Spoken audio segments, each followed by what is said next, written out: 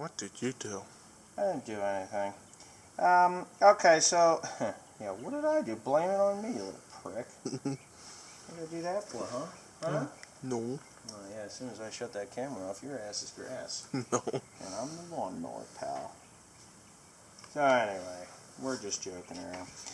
What I had to do was, I had to add little stainless steel washers to this, because the old one had aluminum and fiber bushings in it, which were kind of stupid because aluminum reacts with steel in a negative way, causes a whole bunch of trouble. Now, the problem was a 39-cent O-ring. You know, a 39-cent O-ring. So it's always good to have 2 or 3 different types of O-ring kits, not the same one, just 2 or 3 different ones. And that's down there. So what I got to do is, I've already got it installed on there. What I should do is get some silicone grease and put on there to seat that. And I think I will, because I've got never sees here on my fingers. And I'm going to just go ahead. I got grease all over me. You can't do that. What I'm going to put on, I should probably use just the silicone. I don't want to use silicone sealant. I want to use silicone grease so that it seats on there, slippery enough that it goes into the groove that it belongs in. So this is just dielectric silicone paste. I think that's what it is, dielectric grease or silicone paste. And you put a little bit of that on there. It's not going to hurt anything inside the pumps, and it's not going to adhere to anything. All it's going to do is make this thing slippery enough. Just call it the KY of the O-ring world, and that will work. I'm sure there's someone somewhere that's cringing at what I'm doing because they think that everything has to be done textbook, but my pants are falling down. Yeah. Okay, so I've got that part in, and now what I'm going to do is go ahead and I've cleaned it. That thing is a magnet too, by the way. It could be why that was aluminum on there. Okay, so there it's set. And what I think had happened is the aluminum had, I don't need that camera that close to me, Tim. The aluminum had deteriorated to the point where it had cracked off inside the housing, or loosened up inside the housing, causing that leak. So that's why it started to leak. Not really a big deal, other than the fact that it takes a lot to get in here with my fingers and Timothy filming. I'm just going to go ahead and, I can't see too good without a light at this time of night. It's getting pretty late. Actually, it's just cloudy. Where's that? Give me that Allen wrench right there, please. I got to get this thing started, and in order to do that, I got to actually be able to move around, and the Allen wrenches fit perfect in there. So what I did was, in place of an aluminum washer, I put a stainless steel washer, and that is what I'm using right now. Now, the plastic on this sensor here had actually cracked from the swelling of the aluminum piece. So I had to peel it out of there, but I had to put a washer over the top of it because the plastic, you know, it's just gonna be garbage, you know, if I don't. It just isn't going to work if I don't put a washer over top. It's just going to break some more of the plastic out and just become a bigger pain in the ass than what it's worth. So I can see the crack on the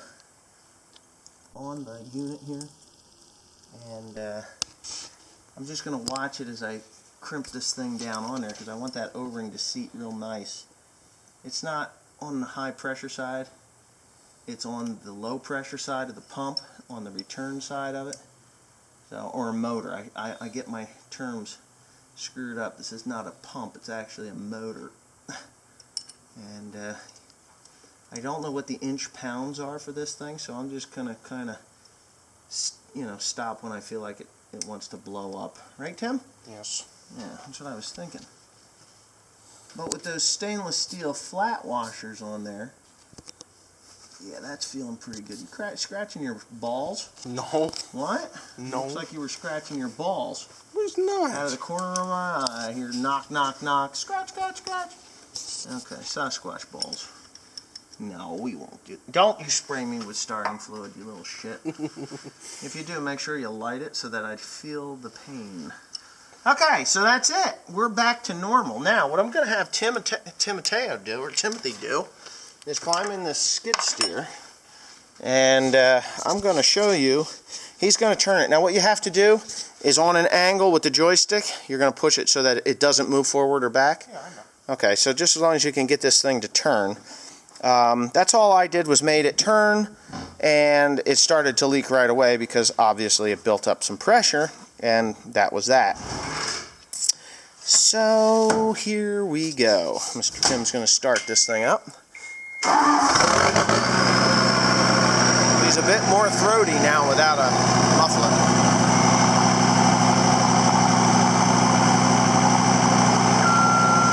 On an angle.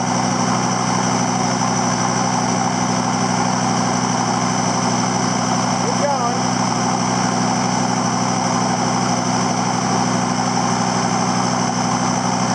Hey, listen to me.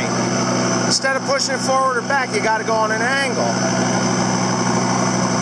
No, forward. Yeah, pull it. I don't care what you do. Push it forward and to the left. There you go. Stop right there. Just hold it there. All right, now he's got that thing straightened out. And it was leaking down in there. Is no longer leaking. So, I'm just going to call that a job well done. Alright, go ahead, shut her off. We're good.